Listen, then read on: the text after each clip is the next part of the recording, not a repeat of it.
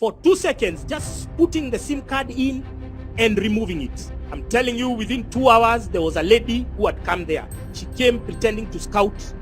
I don't know what. I think she must have coerced the watchmen there to give her information and whatnot. The police arrived immediately and the cars were just moonlighting outside. And one of them shouted, your Twitter. You just say, don't tweet. I put 3 tweets back to back. They came with their spanners. Within 2 minutes, the door is broken. They got me, put me down. One of them was punching me. And I'm like, nini nimekukosea? Nimekukulia bibi.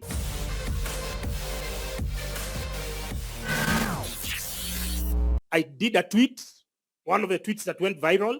And then that's when they started looking for me. Again, so once they got Macharia Gaitho, and then they said it was me when I saw my name in circulation. You know, people started calling me, hey, where are you? Hey, what? And you know, these press releases by DCI, they serve a purpose. They serve a purpose of isolating you from your family, from your friends. When you go somewhere in your local, in whatever, everyone is assuming that you're a criminal. But the good thing is that between then and now, we've had a lot of civic education. Everyone knows who the real criminals are. I'm not a killer. I'm not a murderer. I'm not the one who dumped those bodies in Kware. Had you expended that level of energy, that level of, looking for the actual perpetrators, perhaps you'd be somewhere. But now you're getting bloggers, you're getting people who are using a social media platform called Twitter. So anyway, I presented myself that Wednesday in court. No, I presented myself to DCI. First, I went to Mazingira House on Kiambu Road, and then I was told, no, go to Nairobi area. So we went to Nairobi area with my lawyers. They debriefed me. They took my fingerprints and everything and whatnot. And then the next day I went to court. We were arraigned. That's the day we were with Ali Noor. I think it was July 17th or 18th, one of those.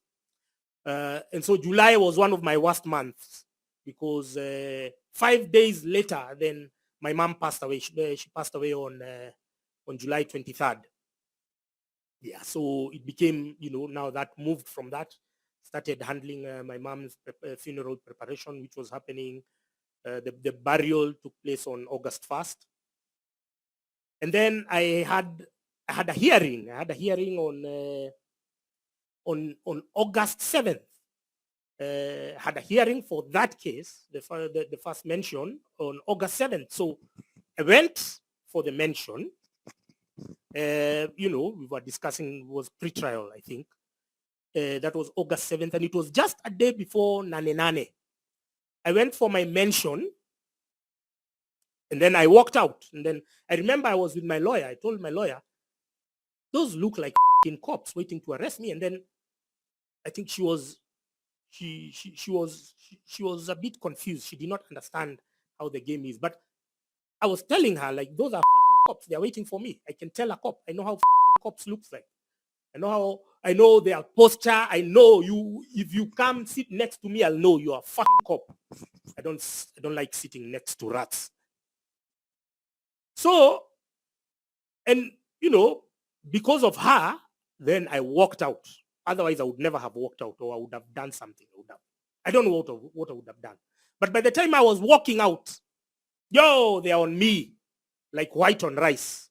They're telling me, hey, twende, nini. I told them, just let me go to my car. I want to take my jacket because I have a feeling I'm going to be sleeping because I know you idiots, you're very predictable. So at least they came to my car, they searched it, they did crazy shit. And then now I took my hoodie.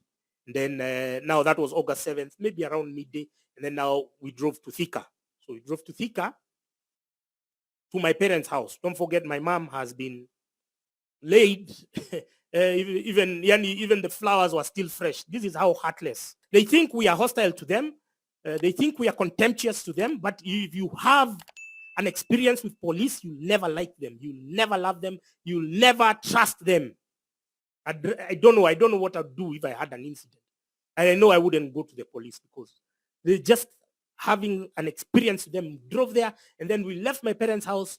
We went to my apartment. They ran it down. They took all my gadgets, my cameras, I had a GoPro, I had a camera I used to shoot content with. They took my flash disks, they took my phones. They took even, these bastards are crazy. And so, from then on, I was like, my safety is threatened anytime I'm going for a mention. If I'm going to be arrested out here, I thought those practices had ended in the Moi era. I didn't know they were still in existence. I didn't know that you could be arrested outside court. And we are hearing the judiciary, they are not making any noise. They are literally, in fact, if you look at my mention dates, it's almost like they are structured so that I can be rearrested every other time.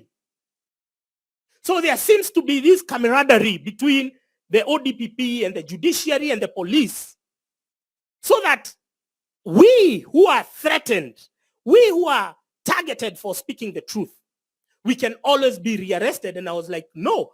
I was telling my lawyer, I won't go there to be rearrested again because I don't know where these people will take me this time around. Because abductions were still going on. I don't know whether this time round they are going to take me to a forest and dump me. I don't know whether they are going to take me to Kware. I don't know whether they are going to take me to Rivayala. I don't know whether they are going to take me to Juja, because I can't trust a cop. And the judiciary, everyone seems to be okay. They have no problem, because don't forget me, I'm not a capital offender. I'm not a killer. I'm not a rapist. I'm not a human trafficker. I'm not a scammer. I've never stolen anybody's penny for 2 seconds, just putting the SIM card in and removing it. I'm telling you, within 2 hours, there was a lady who had come there. She came pretending to scout. I don't know what. I think she must have coerced the watchman there to give her information and whatnot. The police arrived immediately and the cars were just moonlighting outside. And at around 10 minutes past 7, they pulled up. So they coerced the caretaker to come and knock the door, because that was the only way I was going to open. I looked through the people, and then I sensed, because the caretaker was not very warm as he normally is, I sensed that there's something. So they thought that the house was not open and I was opening, but I was getting my padlock and I went, I locked it. So when they opened, they could not feel it. And then they told me, Mr. Gaitho, we are here to take you. I told them, okay, give me a minute, I get ready. They told me, okay. Then I went to my bedroom and then they shouted. One of them shouted at me in Kikuyu. He told me, "Duke kirema odomashi your Twitter." In Kikuyu, just says, "Don't tweet." Who is me? Think me I'm somebody to listen to cops. I put 3 tweets back to back. Then the big blogger started retweeting. Thank you very much. Cyprian Yapundi was one of the first to retweet. When I tweeted, all hell broke loose. They started shouting. Ume tweet. Somebody from headquarters had called them and told them I've tweeted, because they were not online. Ume tweet nini? They came with their spanners. Within 2 minutes, the door is broken. They got me, put me down. One of them was punching me. And I'm like, nini nimekukosea? Nimekukulia bibi? Nimekula demi yako? These guys, the anger they had, it was not normal. These guys, it's like they go to whoever has sent them. The guy radicalizes them, gives them money and tells them, because they were all angry, they were all on the edge. They were punching me like, yeah. And I'm like, Nini, am I a criminal? Am I a thief? Do you punch Didmas Barasa like that? Huh? Do you punch this Ruben Kiborek, the Baringo MP, the one who raped a minor? Did you punch him like that? Why are you so angry at me? What do I owe you? Those guys were on hit, literally. Hey, amka, lala chini, amka, vaa viatu, sivae viatu, unatukosea heshima. Mnapewa heshima nyinyi, kwanza mujipe heshima kwanza, kabla muitishe heshima ya watu wengine. Mujipe heshima.